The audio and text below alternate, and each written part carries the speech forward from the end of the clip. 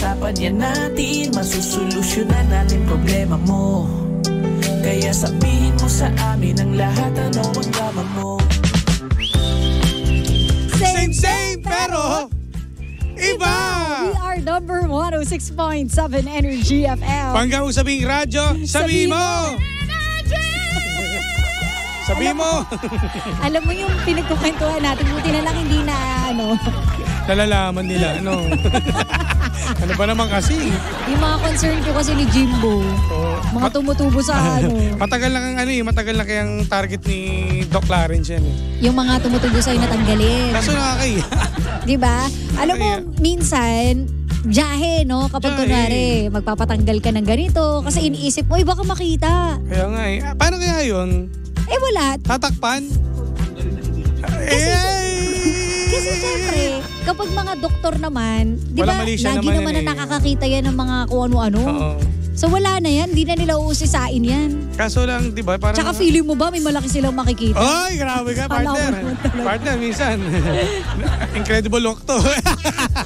Alam mo ang awkward, no? Pero kasi parang ang feeling ko kasi kapag pag bumalik ako, pag ganyan ulit ako, ganito ulit nangyari, parang bumalik ako sa pagkatuli. Ganon, kasi makikita yung Tweety Bird. Tweety Bird. Alam mo, ang masaklap doon kapag wala siyang nakita. Ayun nga. Ano naman yung ilaw doon? Malaki naman yan. Paano kapag ginanon lang, no? Tapos bigla kayo parang tinutubi-tubi lang. Hindi, baka mamaya sabihin nito, nasan? Ano ba to? Wala lang makita. Pero dapat kapag mga ganyan, pinaghahandaan mo, partner. Kaya nga Siyempre, kailangan sasabunin mo. Hindi pa yun. Bukod pa doon. Amatic na yun. Yung lakas ng loob. Yun ang kailangan ko ipakita. Aminin mo, lalo na kapag yung mga annual check-up. Di ba yung mga pinatutuan minsan? Ay, partner, naka-wave yan. For sure. Ayoko. Paano si Jimbo po? Natatakot siya ipakita yung chicken niya. Hindi kasi baka hindi kasi mamaya, pag nakita ni Doc, okay, sige, tuwad na. Sabi ni Doc, holy! Ang lalim niyang branda. Holy kamoli. Gar, ano yan? Anong ginagawa mo ba? Gar, may plantation ng kamote dito. Teka lang, Gar, para may bumara. Ay! Ayos kayo. Anyways, ito na, partner. Ito yung drama. Sakto sa pinag-uusapan natin. Nakaka-lurky. Ano yan? Ito, partner, kapag kunwari, nakitaan mo ng something yung girlfriend mo o kaya sa babae naman yung boyfriend. Nagmamatter ba yun? Nakita yung Kunwari may nakita kang flaws, ganyan. Parang hindi ko Hindi ko in-expect na makikita ko to. Kunwari ang gandang babae, di ba? O poging lalaki, nakita niya. Perfect. O di naging kayo na. Yun pala, kinukonceal niya lang, tinatago niya lang everyday. Tapos biglang boom, nakita mo bigla. Kumbaga parang tinatanong mo ba ako kung mata-turn off ako? Oo. Itutuloy mo pa ba? Anong gagawin mo? Sa akin kasi... Sasabihin mo ba sa kanya? Sa akin wala na, talo-talo na Kumbaga, okay na yun. Tsaka hindi naman yun ang Habol mo. Basta babae siya. Yun lang yun. Pero kung may mga itinatago siya na kung anik dyan, wala. So parang concern mo. Paano kung kunwari? Doon mismo. Biglang nakita mo, pala, hindi pala siya tunay talaga na babae. Pero operada siya. Oo. Natikman ko na ba yan?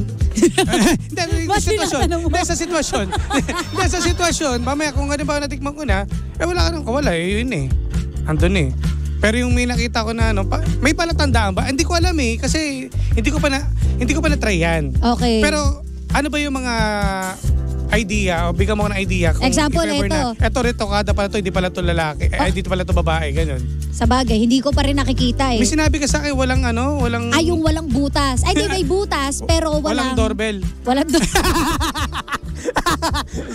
Ay, so may mga sa wastong edad na to. Yung mga bata yung doorbell partner yung kalembang. May dingdong. Kalembang yung ganun. Depende sa itsura. Pero yun ang importante, tama ba? Pero kasi hindi ko pa rin sure kung ganun nga talaga ang itsura. Iniisip ko kasi baka mamaya sinama na rin sa package yan Di ba? Meron na rin kasamang ganun para hindi malito yung lalaki. Didikit. Hindi ko alam pero... sa bagay mahirap yung hindi natin alam kung ano yung itsura ng operada. Balik na lang tayo dun sa kunwari ikaw, ayaw mo di ba ng babaeng may maraming stretch marks. Kunwari. Kumbaga ito na yung dumating ng time na meron kaming labing-labing tapos nakita mo. Natanggal yung concealer. Hindi, wala na problema. Walang problema. Ang sa akin na naman partner, basta may butas. Pusang gala talaga. Hindi, ang point ko doon, totoo siya, babae siya. Oo. Yun. Okay. Ikaw. Ako kasi pag mga may malaking words yun. mas malaki kapag- pa doon sa anes. Teka, kapag warts, sasabihin ko talaga na, uy, may warts ka, patanggal natin yan. Hindi, mamaya, yun nga ito, hindi mo sinasadya. Sabi ko, eto na ba yun? Tapos nilaluro. Bakit di lumalaki pag sinabi na, ano ka ba, words yan? Andito. Akala mo nipple yung nilalaro. Biglang warts pala. Mata-turn off ka doon, mawawalan ka sa momentum na... Pag nandun ako sa momentum, di ako nawawala eh. So diretso pa rin. So, Pero pagkatapos nun, sasabihin ko talaga, huy, Tanggal mo patanggal yan. natin yan. Kanino? Oo. Kay Doc Lance. yeah! Doc, alam mo na. Doc, diba? Pinupush namin to. Alam mo, may kakilala akong mga guys na ganun, yung parang medyo jahe sila kapag nakakita ng stretch marks. Tapos parang ako kasi, mas stretch marks talaga ako sa gilid. Aminado ako, partner, di ba? Oo, alam Kasi ko alam ko yan. na pinupulot dulo mo, ako yun eh. Oo, ikaw Kasi- talaga yan. Ayaw ni Jimbo ng Kasi may stretch napag-usapan marks. namin si Lexa nun, di ba? dati? Oo. Pero, Parang naman nilaglag mo siya na may stretch marks. hindi naman, ang daming Lexa eh. May Lexa sa tropa ko. Oo, sa Pero bagay, ibig oo. sabihin ko na hindi ko akalain na ma-open siya sa akin doon. Hindi naman siya na-offend. pero- Nagulat lang siya. Pero hindi, masama akong galit niya sa akin yun. Pero, Masama magalit niya sa'yo nun. Parang di nga niya ka pinautang eh. Pero yung time na yun, Oo. kumbaga parang naano lang ako. Nagulat ka. Hindi, I mean sa mga ganyan na may yung kumbaga parang ito may anak na pala to kasi may stretch mark. Oo. Yun lang naman. Hindi ko naman akalain na syempre, 'di ba may mga tao naman from mataba na pumayat, 'di ba mayroong mga bakas ng Yes, hindi naman meron po talaga. sinabing stretch mark dahil may anak ka o mayroong 'di ba ganoon eh. Kumbaga sa akin lang na ano lang ako, may nakita kasi ako dati. Feeling ko kasi lumaki ka na ang isip mo yung mga babae hindi normal na may stretch marks. Nakasanayan ko kasi sa aking mga nakasalamuha. So parang ang preference mo lagi Naka-bedtime stories. makinis Oo, na walang makinis. stretch marks. So Ang kapal ng mukha ko, di ba? Oo. Gentong mukha, Brad. Girl, ha? ikaw may sabi niyan. Sheena, gento, ha? Oo, Pero, diba? Yun ang nakasanayan ko kasi. Oo. Pero hindi ko naman, wala naman akong intensyon na ma-open yung mga nakakausap ko. Oo. Nakakalam ko na meron din pala siya nun. Correct. Oo. Gets naman yun sa point na yun. Pero ang para pogi mo talaga. Siyempre, partner. Alam mo naman tayo dyan. Pero sa mata-turn off ka, hindi naman eh. Kasi, di ba, pag minahal mo naman yung tao, wala ka naman pakialam na kung may mga bakas ng mga ano yan. Hindi mo rin alam yung iba. Na ano na. Ayun nga, may mga ibang tao na may ganun talagang preference eh. Yung parang ayaw nila. Kumbaga physical sa kanila, number one na eto yung kailangan mong sundin. Pag hindi ito pasok sa standards ko, kiss. So parang anong ang dapat gawin? Tetestingin mo na siya pag may nakita. Diba? Ayun yung mahirap. So paano yun? Paano yung gagawin sa relasyon mo? Pag minahal mo naman yung babae, hindi na naman yung habol mo eh. Sana, sana ganyan. Kasi diba? alam mo, nandun ka na sa momento, eto na, papasok na. Oo, tapos biglang Bubuka nakita ang mo. bulaklak, papasok ang are. Pero pag nakita, ay! Ano to? Merong fault line. Mumurahin sana kita. Alam mo maurong hindi. Totoo. Package deal yan, tsaka wala namang masama doon. Totoo. Alam nyo, makakatagpo rin kayo ng tao na, alam mo yung tatanggapin ng buong buo ang lahat ng mga pangit sa'yo. Kasi diba? kung legal lang dito sa atin sa bansa na nakaubo lahat, at least alam mo na lahat na merong, ito, hindi ko to kasi may stretch mark to, makikita mo yung katawan. Oo. Maganda yung merong may exciting part, di ba? Ang hirap rin kasi nakaka-insecure kaya yung tipong kunwari, alam mo yung tatawanan pa yung, "Uy, ano ba yan? Ba't may ganun?" Minsan may ganun eh. Sa akin, hindi naman ako nagtatawa. Lalo na kapag di ka confident sa sa sarili mo. So dapat ikaw mismo mahalin mo muna yung sarili mo. Yes. Para kapag meron mang ibang nakakita niyan, tapos ang reaction sa'yo, "Uy, kadiri." Hindi ka na masasaktan, hindi ka na ma-offend kasi alam mo sa sarili mo na, "Ay, I love myself. I love my flaws." Tsaka diba? paalala rin sa mga taong ganyan na, di ba, porket may makita kang bakas na ganyan ano yun, parang yun lang ba yung intention mo na kumbaga standards mo na pag may pangit na sa katawan mo, ayoko na sa'yo. Truly. Minahal mo siya eh. Totoo. Ginawa mo, tsaka hindi niya naman ipapakita ang lahat hanggat hindi niya nararamdaman na mahal mo siya. Ayan, di ba? Kaya nga, nagtiwala siya sa'yo. Pinakita nga sa'yo yung fault lahat line eh. fault line, di ba? Tapos biglang Kaya lang, no? Lang sa mga kalalakihan din, no? May iba-ibang tayo. Ewan ko ba't mga lalaki parang sobrang nagmamatter Ako, yun hindi eh. naman. Parang pag maging choosy ka, kung ikaw ay napakalinis sa katawan mo, baka mamaya ikaw pa yung mas marami. Diba? Tapos yung mo lang. Example pa, partner, sa buhok. Ayan, nagiging issue yan madalas. Kapag yung mga babaiha, Saan babae, Sa bukid? Lahat ng tinutubuan ng buhok. Talaga? Ano? Diba may mga lalaki na ayaw nyo gusto kalbo. Kalbo. Gusto nyo talagang lahat ay flawless. Kasi doon din makikita kasi mamaya. Ayan na tayo. Hindi, ibig sabihin, madali na naman din kasi pag-usapan niya kapag kayo na. Papaahit mo. Ako nga, meron akong, nakita kong ganun eh. Siyempre, na-turn off pa ako, hindi. Kasi sinabi ko sa kanya, mas maganda pag gano'n. Maliwalas ang kapaligiran. At syempre, mahirap na maligaw. Di ba? Mamaya magkamali pa. Madala pa tayo sa ospital, iba pa na mapasukan ko. Di ba? Ganun eh. At saka depende sa magjowa yan sa desisyon nyo. Kung papayag ka, kung ayaw mo, di wag. Di ba? Kung may mga babae naman na ayaw, gusto may mga mabuk lang eh. Oo, medyo merong yung may mga mahawakan. Balahibong pusa. Ganyan, di ba? Totoo. Tsaka yung mga girls, minsan meron din tayong... Kayo, di ba ayaw nyo rin sa mga lalaki na medyo... Nang sobra, di ba? Yung talagang pag nilagyan mo ng ganito hindi tutumba. Alam mo yung kapit na... Totoo nga. Kasi minsan kakala ko nga may tropa ako eh. Basta kakalabas na nila, nakita ko eh. Sabi sa kanya, uy, ano ka na mo? Nag-noodles ka ba? Nag-noodles. Black noodles yan ha. Diba? May mga ganun. So, kailangan pag-usapan nyo rin, no?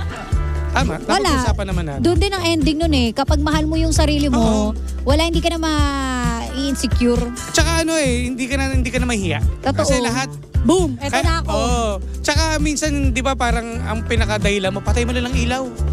Para walang makita, di ba? Walang issue. Kasi nahihiya. Pero darating din na makakalimot ka na tanghaling papatay mo yung ilaw, maliwanag. Hindi nakita rin yan. Alam nyo na. Kaya kayo mga boys, huwag kayo mahihiya pakita yung puwet nyo. Lahat din, lahat. Partner, lahat din. Aminin mo, ako nahiya yung mga lalaki nahihiya yung pakita yung puwet. Ang hirap kasi kasi parang may bagyong parating. Bakit kayo nahihiya? Siyempre. Doon sa taong malang namin. Sa taong malang namin. Pero alimbawa, kung si Doc, hindi ko naman kakikilala eh. Di ba? Ayun ko, nagugulat lang ako. Bakit kayo nahihiya pa rin ako. Lalaki nahihiya ipakita yung puwet? Maganda naman yung puwet niya. Siguro hindi na ako mahihiya, partner, hindi na ako mahihiya. Sa edad kong, siguro nasa 55 na ako, 60, ganyan. Pero sa mga pa nakakatakot eh. Lalo na yung sa'yo. Oo nga eh. Kasi naalala ko na may nag-costume ka. Yun na naman tayo. Okay na yan. At least, di ba? Tika mo nga ha. Tika mo. Napaka-bully mo talaga. Partner, pasinin mo ha. Yung tawa ko, pagpupuri yun. Eto, tika mo ha. Kasi ngayon ako nakakita ng ganong klaseng shape ng Eto, pakinggan mo to, partner. Hindi pa nakahubad dyan. Di ba, ganyan ka na sa akin? Bakit? Hindi. Tika mo. What if po nakita mo pa? Sabihin, ay! Di ba? Sama-sama talaga sa akin ito. Pag nakita ko yun, magpapasara ako ng buong village. Kaya nga, alam ko naman tawan-tawa ka nyo. Kaya nga, alam mo ba? Hindi. Tawan-tawa kami sa'yo kasi ang lakas ng loob mo. Naipakita. Di ba? Kasi komportable ako sa inyo. Komportable ka pero yung brief mo hindi. Magsusuot ka na lang ng brief, yung pang pinakapangit. Hindi, sorry kasi ewan ko ba kasi ko eh. Alam mo, sa totoo lang, mahal ko si Milky. Ayoko siya masaktan yung loob na. Ayoko na bumili. Nagtitipid kasi kami nun. Yung puwet mo ito, yung brief mo ito. Alam mo tawag doon? Ano? Low waist. Ano ka ba? Style yan. Ano bang karakter ako nun? Si Deadpool. Ay, nako. Diba? Grabe. Pero sobrang dami mong napasaya nung araw na yun. Nanalo ko nun eh. Oo. Dahil congratulations. Dahil sa'yo. Magpasalamat ka sa akin. Kundi dahil sa akin. Kung di napakalakas ng tao, hindi ako mananalo. Diba? Tsaka hindi mapapansin ni Ma'am Becca yan. Correct. Ewan ko sa'yo. Siya. Ay, nako. Sige na, tapusin na natin to. Alam nyo na ha. Walang hiya-hiya sa taong mahal mo. Totoo. Ipakita mo lahat. Pati ang fault line. Yan, ang fault line. Ayan na nga natin ngayon. Ang word of the day natin ay fault line. Alam nyo na. At dahil dyan, mga panggay, follow nyo kami for more updates. Wow, kala mo naman talaga artista. Abangan nyo pa lang kami bukas. Saan? Andun ako sa bahay. Sa bahay. Kung makita nyo ako, di picture-picture tayo. Correct. Dyan po sa may dyan tuloy. Ikaw, sa ano ka rin, di ba? Dyan lang, sa Taytay. Dali. Sa bus, pag nakita ka nila. Sa bus, mamaya, makikipagbaliyahan ulit ako. Okay, later yan mga pangga. And follow nyo kami, Sheena1067. At sa akin po, DJ Jimbo. Susunod na, The Monarch of Philippine Radio. Walang iba hindi, si Kuya. Chico. Bigla, ano daw? Napupulol na ako sa'yo, partner. Ayoko na. Dito lang sa programa. Same. Ulit, take 69. 1, 2, 3 dito sa programa. Ano drama mo? Same, pero iba. We are number 106.7 Energy FM. Panggawag sabing radyo, sabihin mo. Energy!